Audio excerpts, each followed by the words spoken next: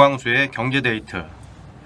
안녕하세요. 7월 17일 12회 1부 시작하도록 하겠습니다. 저는 서성민입니다. 네, 길경식입니다. 네, 김광수입니다. 네, 지금 습도도 높고 불쾌지수 높은 장마 기간인데요. 지금 경제데이트를 녹음하고 있는 지금도 밖에 비가 조금 오고 있는 것 같아요. 네, 지난주에도 비 이야기로 시작을 했는데 오늘도 비 이야기로 오프닝을 시작하네요. 주말 동안 별일 없으셨죠? 다들? 네, 지난주에 그 소장님이 뭐 300mm, 500mm 얘기했는데 청주에 보니까 200mm 정도 왔는데 완전히 역 앞에 그냥 다 물난리더라고요. 290mm 왔다고요? 300mm가 그러면? 예. 그러니까 이게 이제 지역에서 300mm면은 평균 30cm가 내렸다라는 말이 되니까 네. 거의 뭐 홍수죠, 홍수. 일본 같은 경우는 그 규슈 지역에서 그 폭우로 한 30명 가까이 사망자가 나왔다고 하니까 엄청나죠. 그것도 사전에 예보를 해서 굉장히 그 주의를 이렇게 당부를 하고 그 일본은 또 특히 방제 시스템이 잘 돼 있잖아요. 예방이나 이런 게. 그런데도 불구하고 막 그 감당할 수 없을 정도로 쏟아져가지고. 네, 한 뉴스에서는 보니까 청주는 그 지역의 그 공무원들이 300mm가 넘게 해도 끄떡없다고 그렇게까지 했는데 300mm도 안 하는데 막 난리가 나가지고 또 그 좀 이야기가 있는 것 같아요. 네, 배수로 문제가 이제 되겠죠. 배수로가 막혔다든지 하는 거 그런 것은 이제 점검을 잘 안 하거든요. 예전에 이제 그 제가 이렇게 일산 여기 이제 연구소가 일산에 있는데 고향 일산에 있는데 일산 신도시에 있는데 제가 이제 98년부터 이제 일산에서 이렇게 있었거든요. 그러니까 한 10년 정도 됐나? 10년 됐나요? 20년 됐죠. 20년 가까이. 20년 됐죠. 산수로 20년 됐는데 한 번 딱 물난리가 딱 한 번 났었던 것 같아요. 제 기억에. 근데 그 원인이 뭐였냐면 이 도로에 있는 배수구가 막혀가지고 쓰레기나 이런 것 때문에 막혀가지고 한번 물난리가 났었던 그런 기억이 있습니다. 네. 아무튼 뭐 청주에서는 물난리가 나고 포항에서는 뭐 기우제를 지낸다고 하고 그래서 거기는 또 비가 안 와요? 네, 지역 격차가 좀 있는 것 같아요. 아무튼 올해 장마 기간은 이제 기상청에 따르면 25일 전후로 이제 끝난다고 하니까요. 거의 이제 끝나갈 때쯤 됐죠. 다음 주 초쯤 되면 이제 장마가 끝나 있을 것 같아요. 장마는 이제 비가 오는데 장마가 끝나면 진짜로 이제 그 무더위, 사우나 같은 무더위가 진짜로 있죠. 벌써 그 찜통 더위가 시작된 지역도 또 있다고 뉴스에 나오는 것 같아요. 일부 지역에서는. 이게 전에도 말씀드렸던 것 같은데 점점 일본을 닮아가는 것 같아요. 네. 일본을 제가 예전에 이제 일본 유학 갔을 때 첫 해는 못 모르고 이제 그대로 머물러 있다가 죽는 줄 알았어요, 정말로.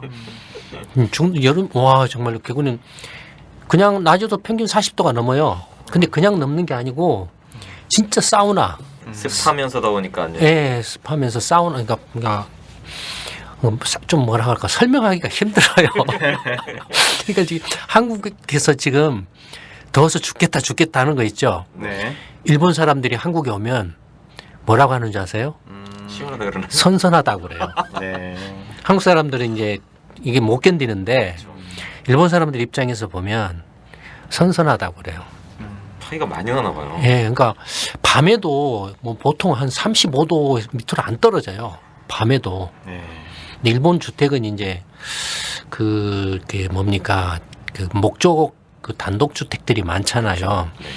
그러니까 벌써 그 그러니까 일본은 이렇게 이 에어컨이 제가 유학 갔을 때만 해도 한국은 에어컨이 별로 없었거든요. 80년대, 70년대, 80년대 뭐 이런데요. 네, 뭐 90년대니까 에어컨이 없었는데 일본 가니까는 온 집집마다 온갖 곳에 에어컨이 다 있더라고요. 그러니까 이게 뭐 어떻게 보면은 그런 기후 여건도 뭔가 산업의 발전이나 기술의 발전에 뭐 영향을 주는 것 같기도 해요. 그런 거 보면. 예를 들어서 지진이 많이 일어나면 그에 대응하는 어떤 건축공학 기술이라든지 관련 기술들이 많이 발달한다든지 뭐 이런 것들이 좀 있는 것 같아요. 네. 뭐 홍수가 이렇게 많이 와서 물난리가 나고 뭐하고 하는 것은 또 어떤 면에서 이렇게 기술 발전을 산업에 기여할지는 모르겠습니다만 피해는 안 당하는 게 좋습니다. 그렇죠. 네, 아무쪼록 남은 기간 동안 비 피해 없으시게 각별한 주의를 기울이시길 부탁드리고요. 예, 그러면 이제 본격적으로 경제 데이트 1부 시작하도록 하겠습니다.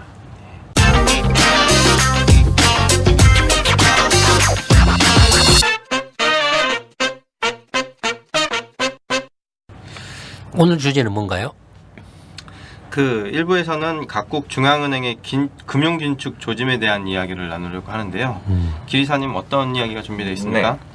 그 지난 6월에 그 연구소에서 경제 시평 시리즈 경제 시평으로 네. 전통적 금융 완화책 출구 전략은 가능한가라는 걸 6월 12일부터 시리즈로 발표를 했는데 네. 요게 발표된 이후에 그 6월 말 정도서부터 네. 이제 미국을 시작으로 해서 유럽 중앙은행이나 뭐 영국 중앙은행, 캐나다 중앙은행들이 그 어떤 금융 긴축에 합류하려는 움직임이나 가능성들이 포착이 되고 있는데요.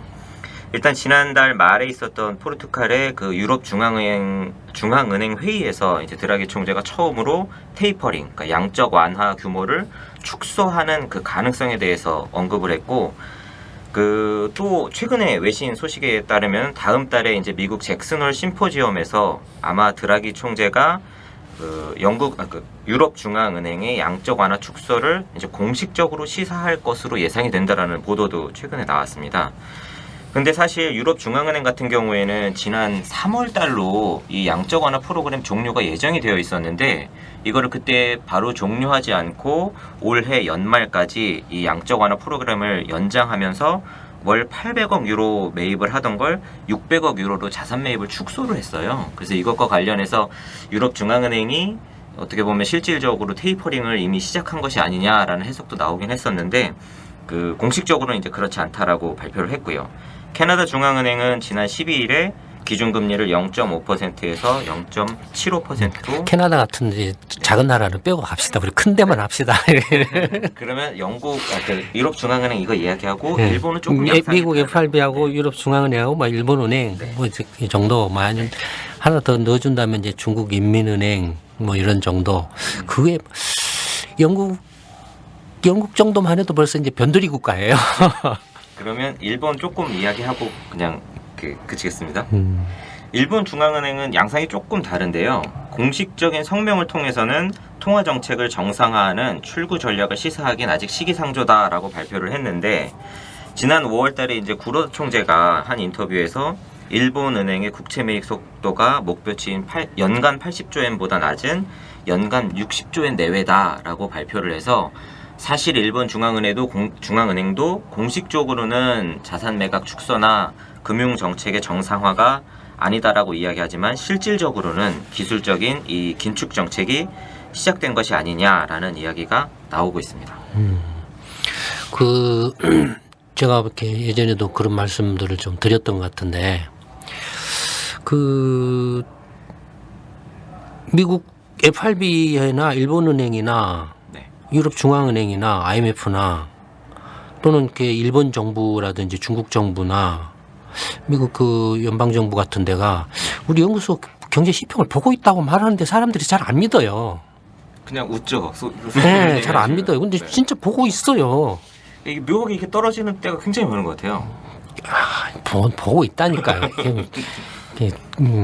이 내부 사람이 안 믿으니까 외부 사람이 믿겠어요. 이게 묘하게 떨어진다고 제 말은. 근데 그 차명으로 이렇게 계속 보고 있다니까요. 보고 있는데, 그러니까 뭐 그런 저런 것들을 이제 우리는 금방 알죠. 이렇게 보고서를 내면 네. 일본 정부 반응이라든지 일본 뭐 FRB라든지 뭐 유럽 중앙은행이나 아니면은 예를 들어서 일본 경제 신문이나 월스트리트 저널 우리도 일본 경제 신문이나 월스트리트 저널이나 파이낸셜 타임스를 이렇게 보고 있지만 네. 구독하고 있지만 거기도 우리 지금 시평을 보고 있거든요. 네. 구독하고 있거든요. 그러니까 맞물려서 돌아가요. 이렇게 우리가 그런 어떤 주제로 시평이나 보고서를 내면 한 2, 3일 후에 그 기사가 나와요. 관련된 기사가. 거의 비슷한 제목이나 내용 맥락으로 나와요. 그러니까 서로가 이제 거기는 이제 뉴스 이제 매체잖아요. 미디어잖아요. 그러니까 사실들을 취재하고 확인해서 전달하는 것이죠. 우리는 이제 그런 그 사실들 우리가 뭐 이렇게 FRB 뭐 의장이 어디 가서 회의를 했는데 아니면 강연을 했는데 무슨 말을 하는지 우리가 여기 앉아서 어떻게 알아요? 그런 뉴스가 나오니까 아는 거죠. 뭐 또는 이제 뭐 그런 기관에서 이렇게 보도 자료나 이런 걸 내지 않는 한은 언론 매체를 통해서 접할 수밖에 없죠. 그러니까 그런 이제 반면에 이제 우리는 이제 전문 띵크탱크죠. 그러니까 그런 이제 뉴스들을 접하고서 이제 맥락 원인이라든지 뭐 이렇게 물론 이제 그 뭐랄까 문제의 이제 그 우리가 좀 더 이렇게 체계적이고 구체적으로 파악을 하고 그다음에 그 이렇게 문제점이라든지 원인 같은 걸 분석을 하고 그래서 이제 뭐 어떤 게 문제점이나 아니면은 그 이렇게 대안이나 해결책이나 이런 것들에 대해서 이제 이렇게 이야기를 하죠. 그런 것들은 또 그런 뭐 언론 매체들이 못 하죠. 그렇죠. 그런 띵크탱크가 아니기 때문에 못 하죠. 근데 지금은 이제 그 점점 서로 이렇게 주고받고 하다 보니까 뭐 약간 가운데로 이제 이렇게 가운데로 서로가 이렇게 수렴해 오는 것 같아요. 서로가요. 근데 어쨌든 또 뭐 미국 FRB나 일본은행이나 뭐 유럽중앙은행 이런 또는 IMF나 이런 국제기관 같은 데도 그 우리 연구소에서 보고서가 나가고 어떤 문제점이나 이런 것들을 이렇게 찝어내거나 어떤 그 지적을 해내면 거기에 대한 그 이렇게 반응들이 나와요. 지적한 문제에 대해서. 네, 반응들이 나와요.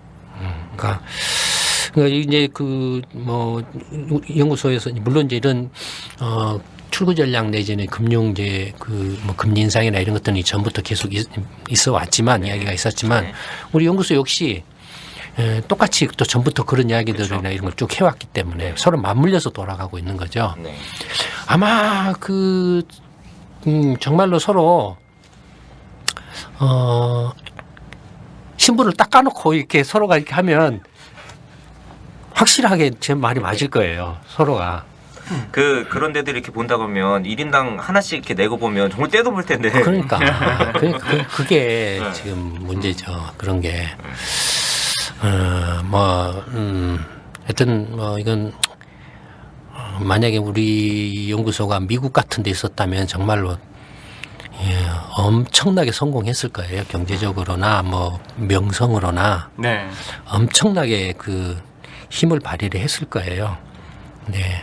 안타깝게도 한국이라는 곳에서 이렇게 이제 처음 싱크탱크 민간 주도 자발적인 민간 분야에서 이렇게 처음으로 싱크탱크를 시작을 해가지고 말하자면 열었죠. 이게 이 분야를 개척을 한 개척자인데 그동안에 뭐 이야기가 딴 데로 흘러가지만 수많은 곳이 우리 연구소 흉내를 내려고 이렇게 했지만 지금까지 어느 곳도 우리 연구소를 따라오거나 우리 연구소처럼 이렇게 지속 가능한 그다음에 거의 뭐라 할까요? 그 양이나 질면에서 물론 이제 규모가 상대적으로 작기 때문에 절대적인 양에 있어서는 뭐 국제연구기관이나 재벌 연구소나 이런 데 비하면 적죠. 적지만 그러나 그 어떤 이슈에 대해서 이렇게 반응을 하는 반응 속도나 그 질 또 그 맨파워를 기준으로 한 양으로 보면은 절대 추정을 불허하죠.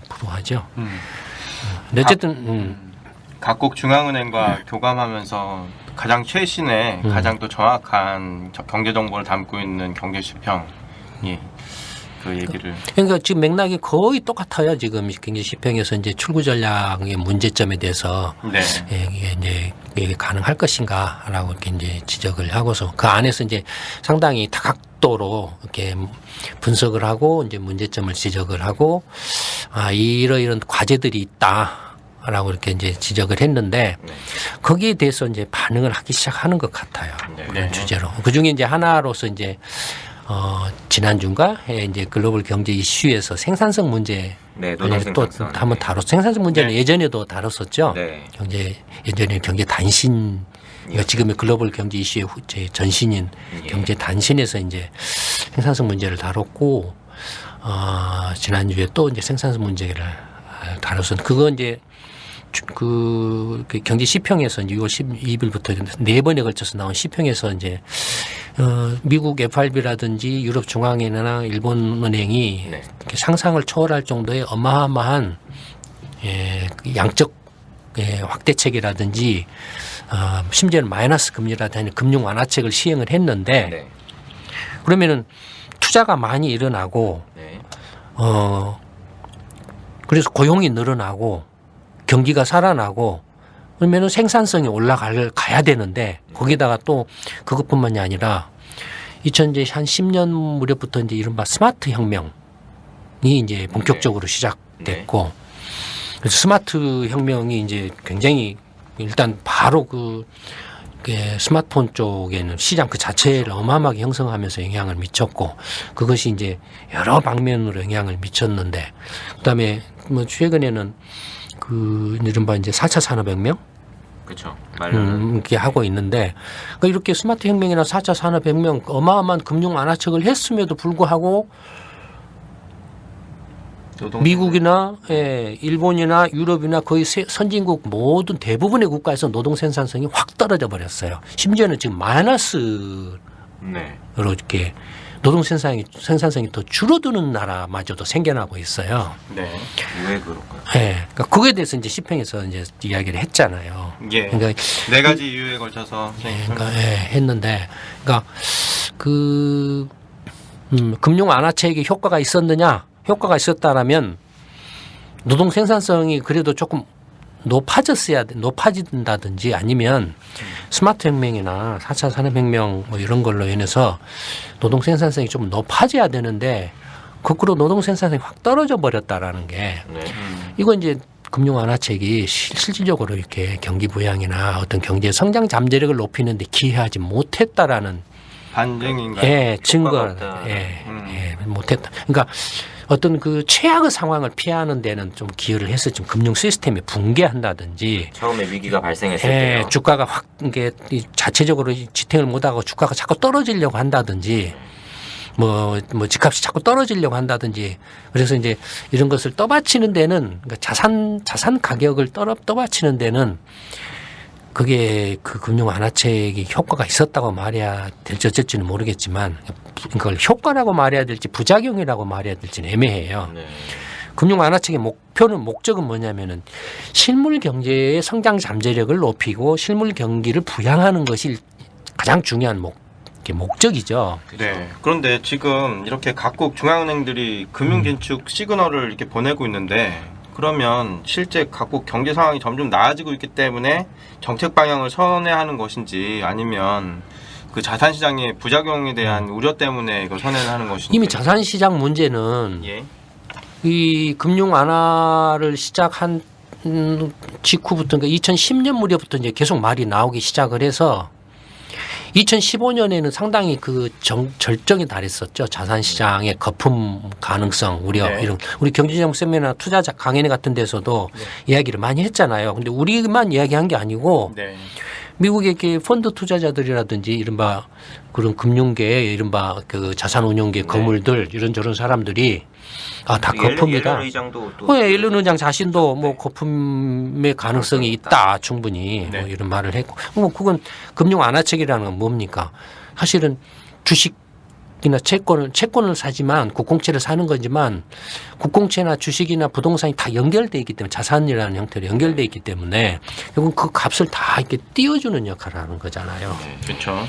그러니까 원래 이 금융 완화책을 시작할 때 논리 중에 하나가 뭐였냐면 이른바 자산 효과였어요. 웰스 이펙트. 예, 웰스 이펙트였는데, 그러니까 금융 완화책을 하면 채권 가격도 올라가고, 주가도 올라가고, 부동산 가격도 올라가고, 그래서 내가 부자가 됐다.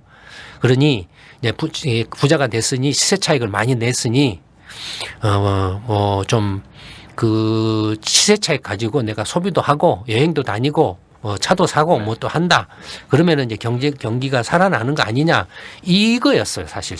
그 금융 완화책 버냉키라는 사람이 금융 완화책을 이렇게 할 때에 이렇게 강조했던 그 금융 완화책의 어떤 나름대로의 어떤 정당성이나 근거를 강조했던 것 중에 하나가 이 자산 효과였어요. 근데 이게 이제 경제학 교과서에서는 이런 이야기가 없어요. 정식으로 이론적으로 이렇게 검증받아서 정립된 것은 없어요. 그래서 이름을 이제 비전통적 라는 이름을 앞에다가 붙여놓은 거죠.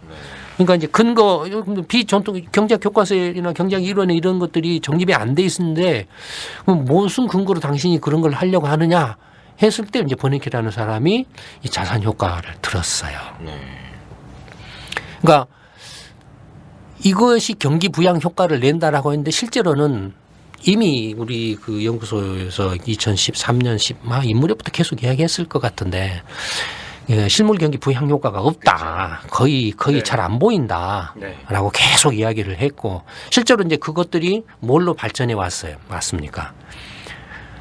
장기 침체설로 왔죠. 이제 장기 저성장. 2015년에 2013년인가 그 누구였습니까? 서머스 전 그 장관하고 그 13년에 13년 말인가 서머스 장관이 이제 그 서머스 교수 사버드 교수인가 미국 재무장관 했던 사람이 2013년 말에 이제 장기 침체설을 이제 IMF 강연에서 한 적이 있어요. 근데 그런 비슷한 이야기는 이미 저희 연구소에서 했어요. 왜냐하면 이제 저출산 고령화 문제, 베이비붐 세대 은퇴 문제가 이제 본격화되면서 왜 그 이제 금융 완화책이 효과가 없느냐에 대해서 우리 연구소가 자꾸 설명을 하려고 했을 때 그 원인 중에 하나로 이제 저출산 고령화 문제를 그러니까 우리 연구소에서 나온 보고서가 한동안 계속 인구 문제를 집중적으로 다뤘었죠. 그렇죠. 예. 근데 지금은 그게 이제 대세가 됐어요. 그렇죠. 네. 예. 그러니까 그 전만 해도 그 금융 완화책을 할 때만 해도 인구 문제를 심각하게 거론한 곳이 별로 없었어요. 네. 우리 연구소가 인구 문제를 집중적으로 거론하면서 이것들이 이제 이게 장기 침체, 장기 저성장 그래서 금융 완화책이 좀 무력화되고 있다, 효과를 내지 못하고 있다. 대신에 이 자산 가격만을 띄우는 이제 건데 그것이 이제 실물 경제 부양 효과로 이어져야 되는데 이어지지 않고 가계 소비는 계속 이렇게 지지부진하다 이거예요. 가계 소비가 지지부진하는 건 가계 소득이 임금 소득이나 가계 소득이 지지부진하기 때문에 그렇다. 가계 소득이 지지부진하는 것은 가계 임금이 전체 이제 가계 소득의 한 뭐 나라에 따라서 편차가 있습니다만 그 임금 소득이 50%에서 70%를 차지를 해요 가계에. 대개 한 70% 뭐 정도 되는데 미국 같으면 한 70%거든요 임금 소득이. 근데 임금이 안 오르니까 가계 소득이 이렇게 소비가 늘어날 리가 없잖아요. 가계 소비가 안 늘어나면은 경제 성장도 떨어질 수밖에 없죠. 어느 나라건 선진국이든 뭐 대부분의 나라의 경우에 가계 소비가 전체 경제 그 GDP의 절반 이상을 차지를 하죠. 미국은 70%를 차지하는데 한국 같으면 한 50%, 일본도 한 55%, 유럽권 같으면 되게 한 60% 정도 뭐 이런 정도인데 그러니까 가계 소비가 안 늘어나면 성장을 할 수가 없는 거죠. 네. 근데 하여튼 뭐 그런 이제 걸로 이야기를 쭉 했고 뭐 그런 것 식으로 이제 주고받는데 이게 이제 그러니까 자산 가격 상승이 이게 경기 부양 효과를 냈다라기보다는 이제는 이게 이야기가 이제 그 2014년, 15년 특히 2015년부터 이제 거품론으로 이제 조금씩 이야기가 바뀌기 시작해요.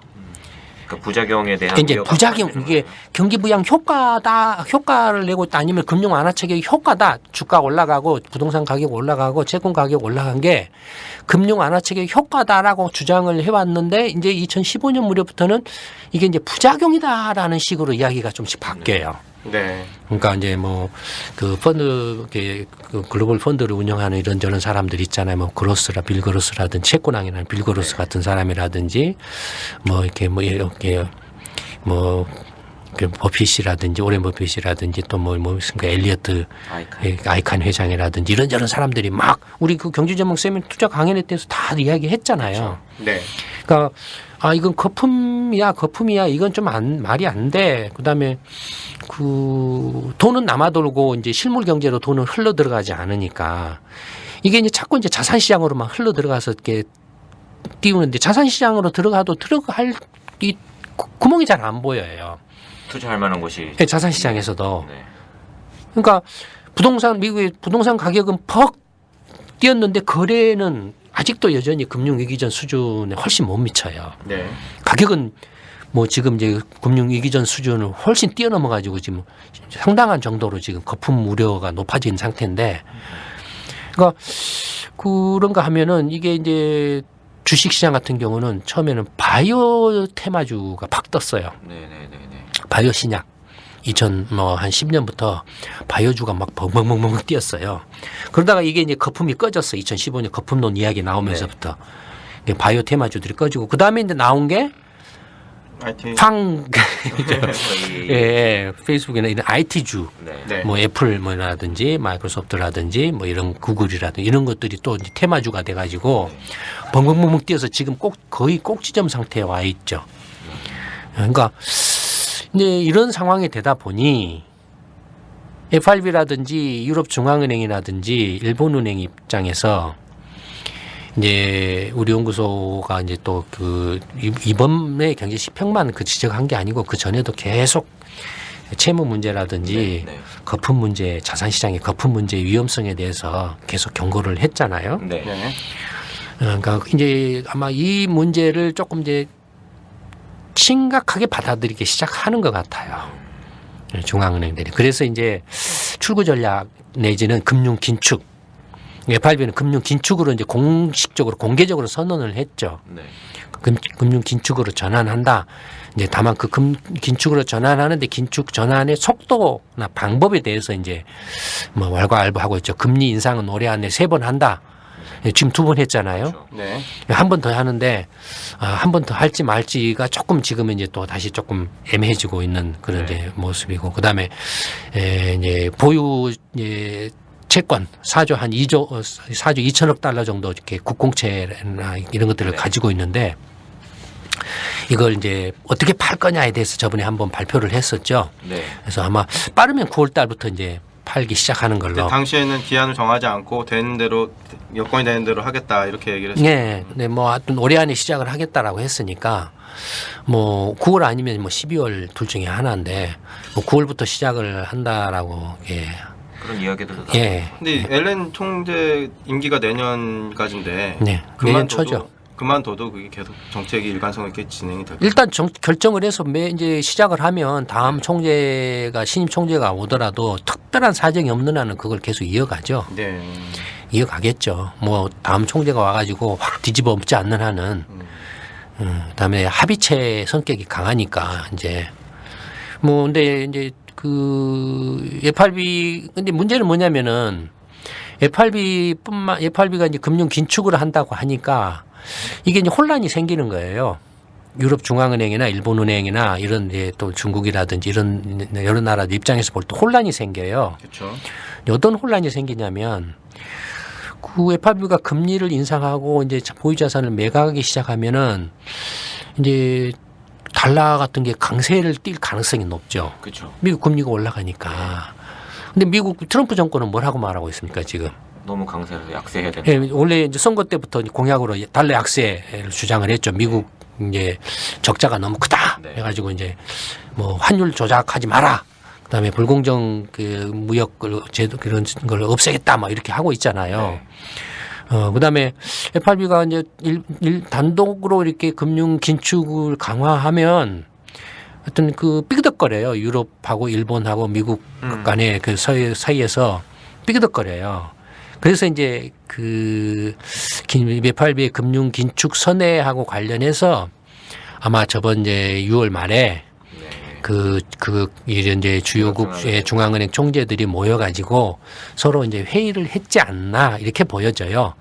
그래서 이제 서로 간에 기본적으로 이제 글로벌 금융 위기 이후에 이제 세계 각국 정상들이 이제 주요국 G20 같은 경우라든지 또 중앙은행 총재들은 이제 G20 재무장관 중앙은행 총재 이런 데서도 하지만 이른바 이제 국제 공조가 정착이 되어 있죠. 네. 그러니까 국제 정책 공조가 네. 정착이 되어 있죠. 그러니까 그런 국제 정책 공조 차원에서 FRB나 유럽 중앙은행이나 일본은행이나 기타 주요국 중앙은행 총재들이 금융 긴축 FRB 금융 긴축 선회하고 어떻게 정책적으로 공조해 갈 것인가에 대해서 이야기를 나눴지 않나 이렇게 보여져요. 이제 방향을 그걸- 어느 정도 정하고 네. 다만 그게 이제 비공개로 일어난 이루어진 거라서 일부 외신들에서는 밀약이었다. 밀담을 했다. 뭐 이렇게 외신들이 보도를 뭐 하는 것 같아요. 네. 비공개로 했기 때문에. 그래서 뭐 서로 간의 정책 공조 차원에서라면 이제 유럽 중앙은행 같은 경우는 유럽 경제가 어쨌든 간에 완만하지만 그래도 경기 회복을 꾸준히 하고 있기 때문에 그리고 계속 뭐 이게 무한정으로 지금같이 이렇게 양적 확대책을 계속 할 수는 없는 노릇이니까 그래서 이제 일단 또 기한이 올 12월 말까지로 딱 정해져 있어 일단. 그렇죠. 예, 그러니까 이걸 다시 재연장할지 아니면 그때 종료를 할지를 지금 이제 결정을 해야 되는 상황이에요. 네. 자꾸 이제 시장에 시그널을 주는 거죠. 좀 이제 종료를 하겠다. 그러니 준비를 해라. 2013년에 FRB 그 당시 그 버냉키라는 사람 의장을 했었잖아요. 네, 네. 2013년에 출구 전략 발언을 했는데 한번 휘청거렸어요. 네, 네. 금융시장들이 충격을 받아가지고 한번 휘청거렸는데 그런 충격을 좀 완화하기 위해서 사전에 이제 시그널을 자꾸 줘서 이렇게 하고 시장 보고 시장에 대비하라. 대비하라 뭐 이런 거겠죠. 그러면 우리나라도 한국은행 총재가 얼마 전에 통화정책 완화 정도 조정할 필요 있다 이런 긴축 시그널을 좀 보냈잖아요. 네, 뭐 그 사람들이 알아서 잘 하겠죠. 그건 네. 넘어갑시다. 네, 한국은행도 한 가지 좀 이제 소장님 잠깐 말씀하시는데 궁금 시간은 다 됐는데 궁금한 게 지금 미국을 중심으로 어쨌든 금융 긴축을 시작을 하고는 있지만 실물 시장은 계속 엇박자가 나잖아요. 그리고 지금 FOMC 그 참석자들 사이에서도 이렇게 뭐 몇 달 사이에 또 의견이 변하기도 하고 조율이 되는 것 같기도 하다가 서로 또 마찰이 나기도 하고 그러면 앞으로 이 금융 긴축 정책도 지금 생각한 방향으로 가지 않을 가능성도 또 있는 거 아닌가요? 아니 뭐 항상 이렇게 변동성이 있죠. 변화 가능성은 항상 있는 거죠. 경기가 다시 꼬꾸라진다든지 네. 뭐 안 좋아지면 다시 뭐 이렇게 완화로 이렇게 흘러가고 이미 또 그렇게 말하고 있고 예, 말하고 있고 근데 어쨌든 간에 지금 이제 각국 중앙은행들이 지금 금융 완화를 해서 지금 이제 아까 말씀드렸던 자산 가격 폭등 내지는 중국이라든지 캐나다라든지 뭐 기타 등 호주라든지 뭐 유럽 북유럽 국가라든지 이런 나라들이 지금 이제 상당히 좀 심각한 수준에 와 있는데 네. 주가도 마찬가지고 심각한 상태에 와 있다라고 이제 좀 인식을 조금씩 하기 시작한 거 아닌가. 그래서 이제 이게 또 어느 순간에 그냥 돌발적으로 와장창창 해버리면 또 그 이제 책임을 면할 수가 피할 수가 없잖아요. 니네들 FRB나 유럽 중앙은행, 일본은행 니네들이 그냥 이렇게 알지도 못하면서 그냥 막 밑도 끝도 없이 이렇게 해가지고 또 다시 거품을 키워가지고 이렇게 또 경제를 위기에 빠뜨리느냐 하고 욕으로 너무너무 그치지 않죠 이제는. 그렇죠. 세계 경제 뭐 이런 거 예, 그 문제를 넘어서죠. 이제는 대책이 없어져 버리죠. 아예 회복할 수 있는 방법이 없어져 버리죠. 이제 지금 마지막 수단인데 이런 것들이. 그러니까 그런 거 저런 것에 대한 위험성이랄까 이런 것들을 감안했을 때 어떻게든지 좀 빨리 빠져나가고 싶은 마음들이 있지 않나 싶습니다. 너무 이렇게 모르는 부분이 많다 보니까 거기에 대한 불안감이 큰 상황. 네, 지금 사람들이 이제 어쨌든 10년 가까이 이런 금융 완화에 젖어가지고 어떻게 보면은 정말로 거의 꽁돈에 가까운 돈들이 넘쳐나고 있고, 뽕 맞은 것처럼 예, 지금 이제 이렇게 지금 중독이 되어 있어요. 그러니까 이제 주가가 오르든 집값이 오르든 뭐가 오르든 이건 문제 아니야. 근데 예전에도 그랬어요. 예전에 거품 발생해가지고 꺼지기 직전까지만 해도 문제 없어.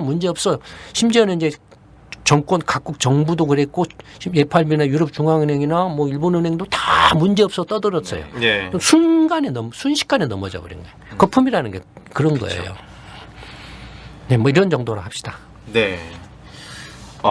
지금까지 이제 각국 그 글로벌 긴축과 관련되어 이제 각국 중앙은행이 시장에 이제 긴축 시그널을 보냈는데 그와 관련돼서 김광수 소장님의 이야기를 들어봤고요. 그럼 1부는 여기서 마치도록 하겠습니다. 예. 감사합니다. 네, 감사합니다. 감사합니다.